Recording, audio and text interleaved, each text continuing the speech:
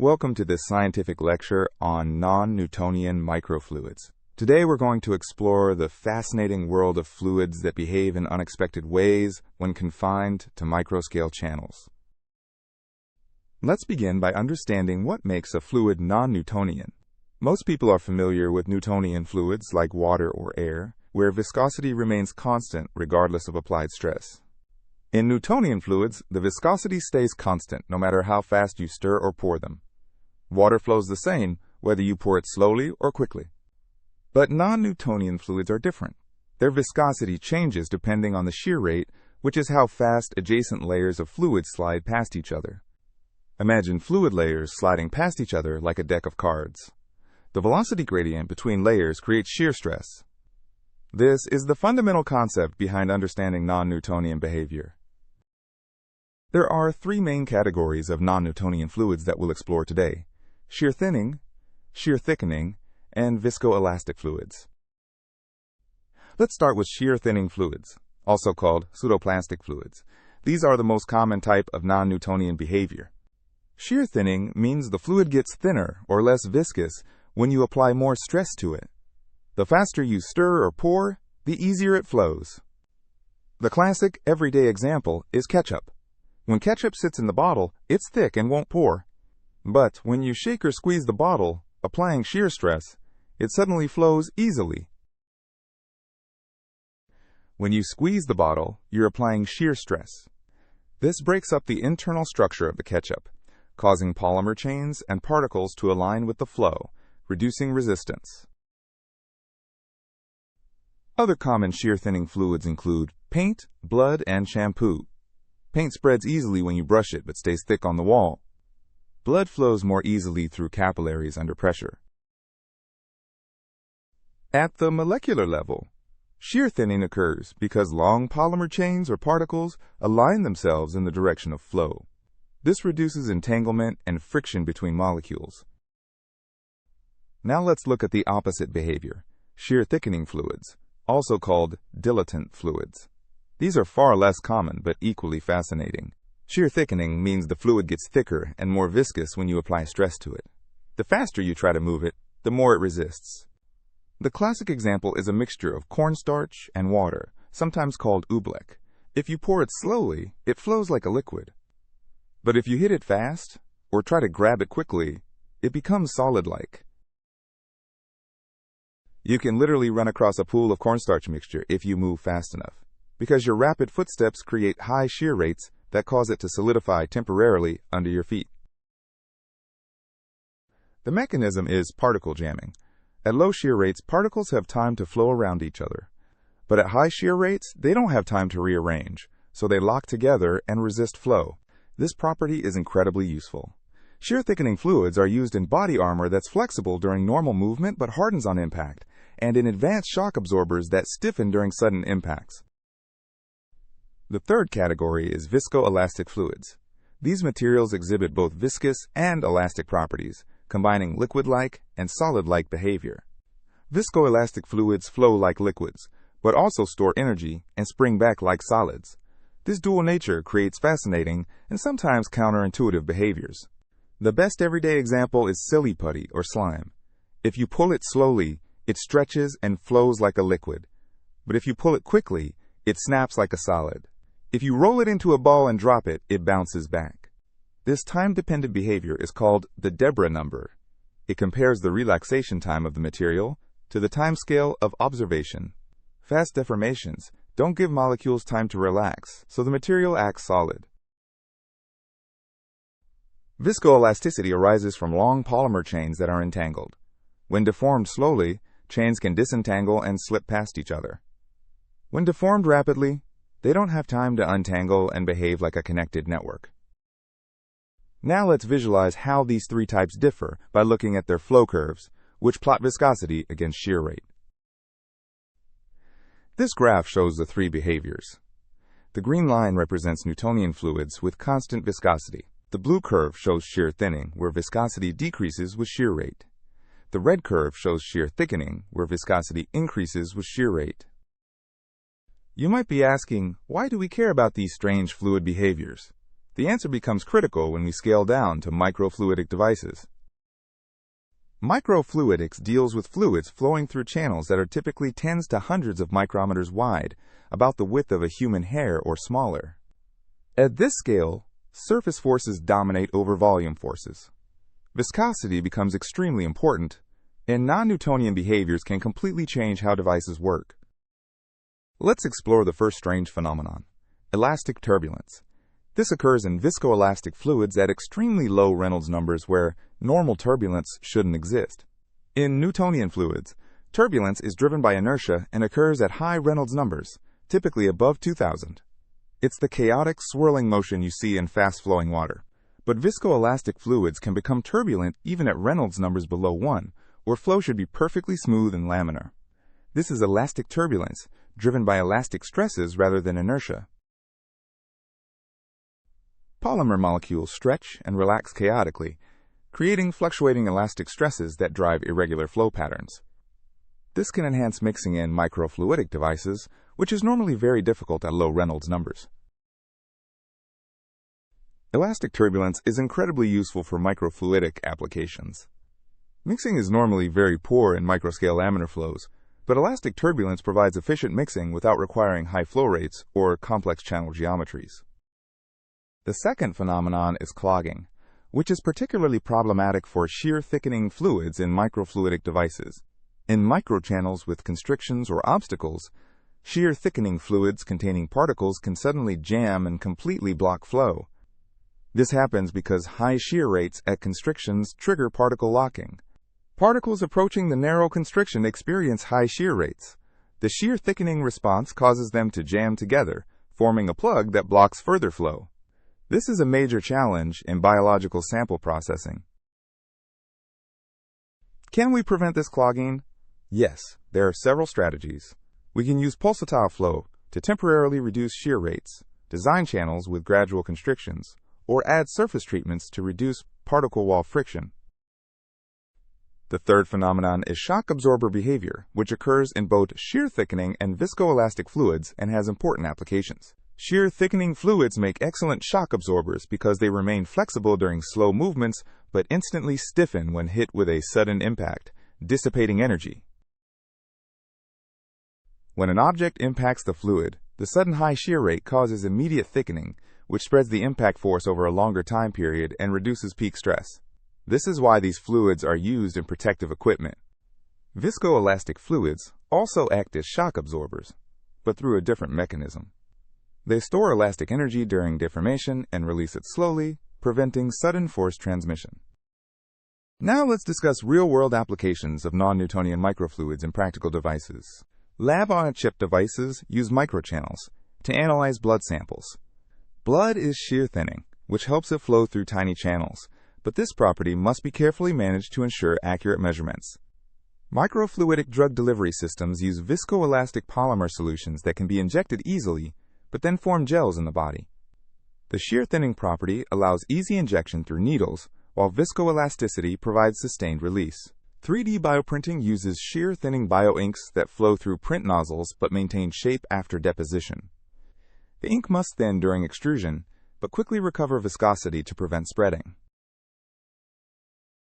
The print nozzle applies high shear that thins the ink, but once extruded, shear drops to near zero and the ink thickens, holding the printed structure. Multiple layers can be stacked to create complex, three-dimensional tissue scaffolds. Viscoelastic fluids enable novel valve designs. By exploiting elastic instabilities, we can create self-regulating valves that open or close based on flow rate without any mechanical moving parts. Let me show you one more fascinating phenomenon unique to viscoelastic fluids, the Weissenberg effect, also called rod climbing. When you stir a Newtonian fluid with a rotating rod, centrifugal forces push the fluid outward and downward, creating a depression around the rod. But viscoelastic fluids do the opposite. They climb up the rotating rod, seemingly defying gravity. This happens because normal stress differences create forces that pull the fluid inward and upward. The molecular explanation involves polymer chains that are stretched by the rotating flow. These stretched chains contract, creating tension that pulls fluid toward the rod and up along it. It's like the fluid is made of tiny springs being wound up. So how do engineers design microfluidic devices that work with non-Newtonian fluids?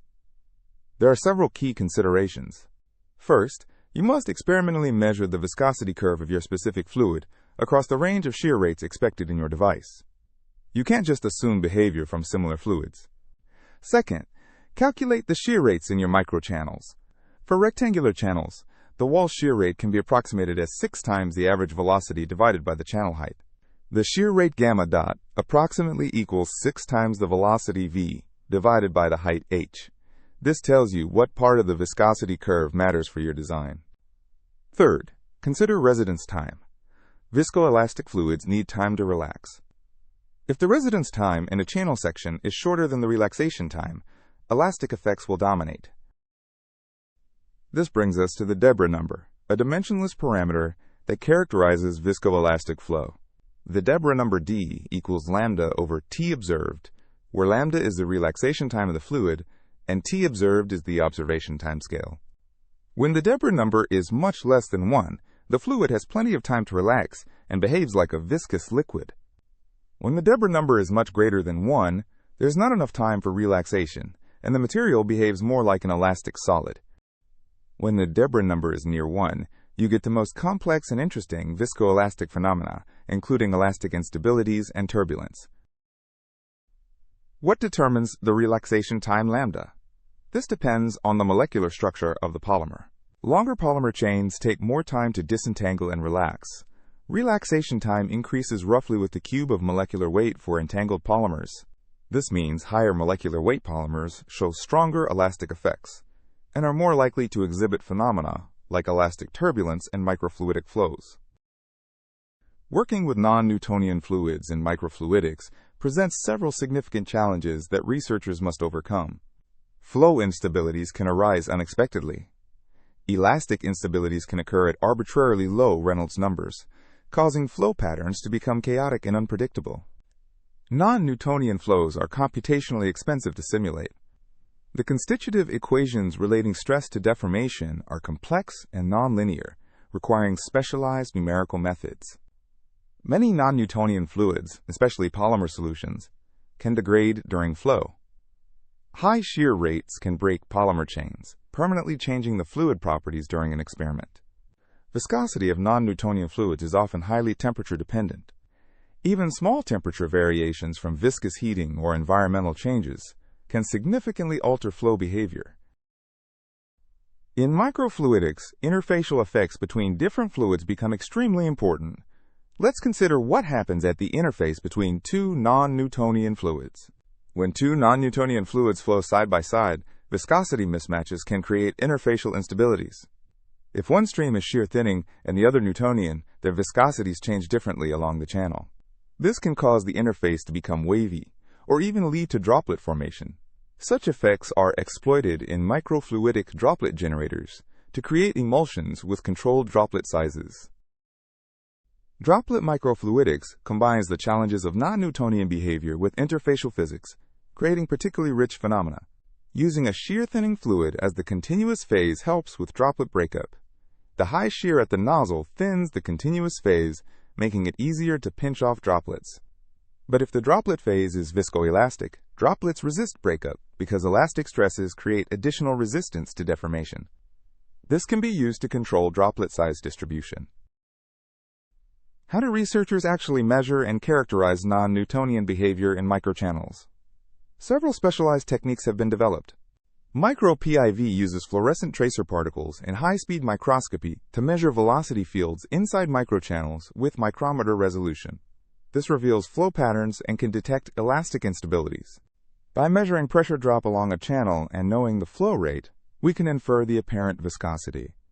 Comparing this to bulk rheology reveals confinement effects.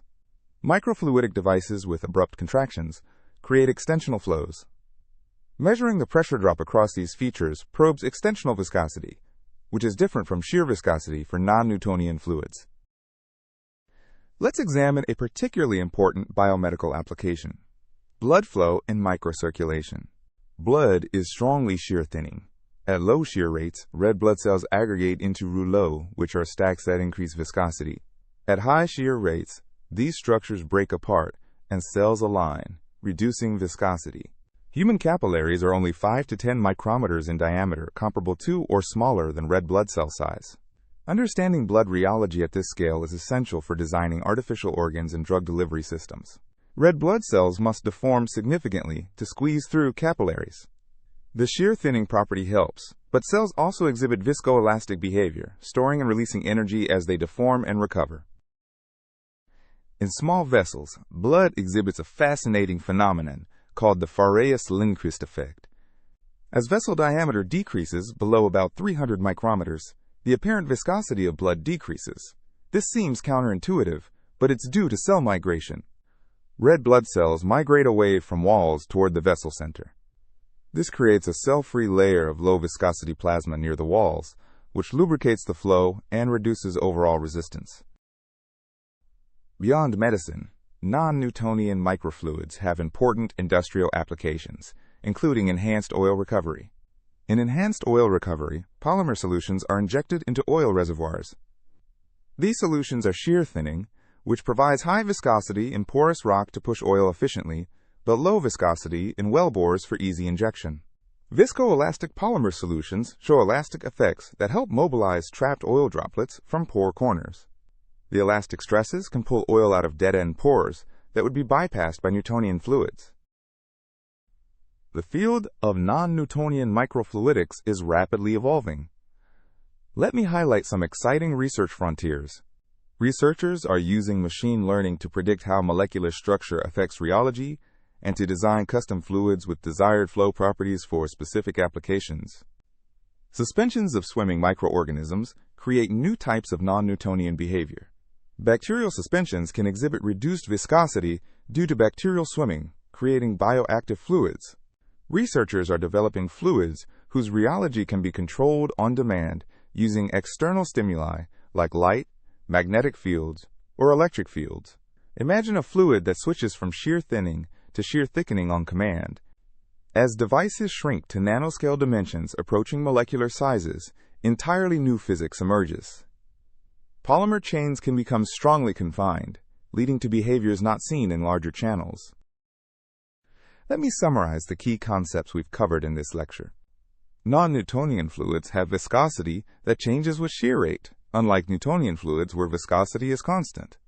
The three main categories are shear-thinning, where viscosity decreases with shear rate, shear-thickening, where viscosity increases with shear rate, and viscoelastic, which combines viscous and elastic properties. Scale matters tremendously. Non-Newtonian effects that are minor in bulk can dominate in microfluidic devices, where surface effects and confinement become important. These fluids exhibit complex phenomena, including elastic turbulence, clogging at constrictions, and shock absorber behavior, all of which have practical applications. Applications range from medical diagnostics and drug delivery to industrial processes like oil recovery and advanced materials manufacturing. Remember the Deborah number, which equals the relaxation time divided by the observation time. This dimensionless parameter tells us whether a viscoelastic fluid will behave more like a liquid or a solid. Non-Newtonian microfluidics represents a beautiful intersection of physics, chemistry, and engineering. The same ketchup that frustrates you at lunch exhibits complex molecular dynamics that engineers harness to create life-saving medical devices. Understanding these fluids requires thinking across scales, from individual polymer molecules to macroscopic flow patterns, and recognizing how confinement fundamentally alters behavior. Despite decades of research, the field continues to reveal surprises. New materials, new fabrication techniques, and new analytical tools are constantly expanding what's possible.